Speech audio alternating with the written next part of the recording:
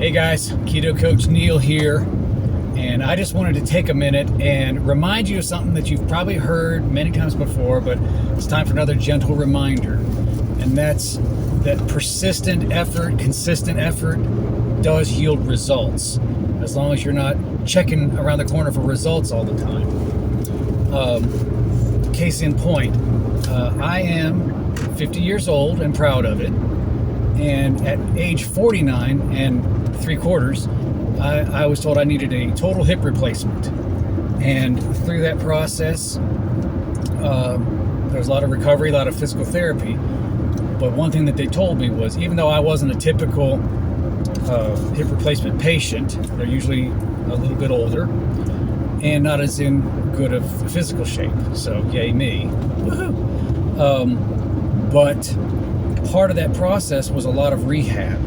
And one thing they said was, even though you're going to have a brand new hip and it's going to be in spectacular shape, you're going to have a lot of muscle recovery and you're going to lose flexibility, and don't plan on getting your full mobility back, your full range of motion. And I thought, bet me. And I knew it wouldn't be overnight, and it's been a long process.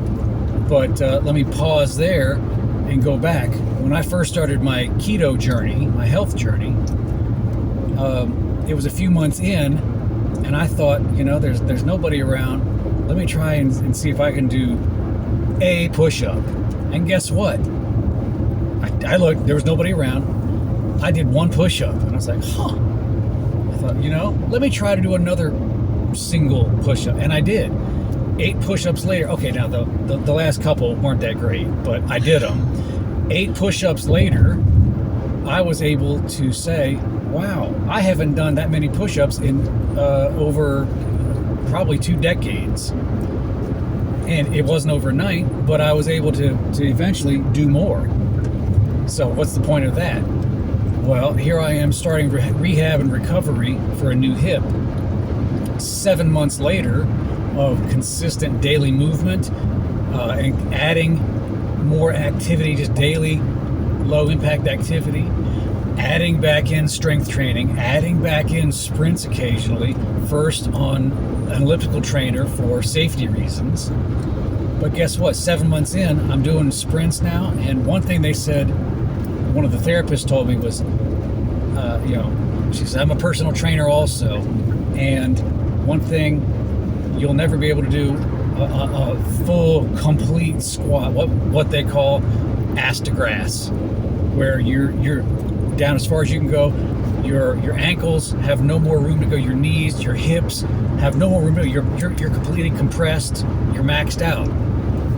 Well, a few days ago, I realized I wasn't thinking about it. I said, wait a minute. I'm ass to grass right now. I did a full, complete squat, and now I'm adding those in my daily routine. Now, when I do, disclaimer, when I do any kind of strength training and weighted squats, I'm not there yet. So I'm doing like half to 3/4 squats with weights. But in time, that's going to come too. So my point is, again, to wrap it up, a nice reminder, consistent effort is what's going to pay the dividends. You just can't stop all the time checking results. So set a goal. Here's your homework, guys. Here's the takeaway. Set a goal. Set a SMART goal. It's going to be specific, measurable, achievable, relevant, and time-bound. So set a SMART goal. Then understand what it's going to take, what's the process to accomplish that goal. Then forget the goal and embrace that process. And while you embrace that process, you're just going to be churning and burning. And the next thing you know, you're going to turn around and say, oh my gosh, I've come that far. I'm doing full push-ups. I'm doing full squats. I'm doing 36-hour fasts. I'm doing 72-hour fasts. But you can't expect it all at once. I know we live in a microwave popcorn, instant pudding kind of society. Slow and steady wins the race. You ever hear that? Steady Eddie. Just keep on keeping on, and the results will come. So anyway, gentle reminder. Hope that helps, and we'll talk to you soon.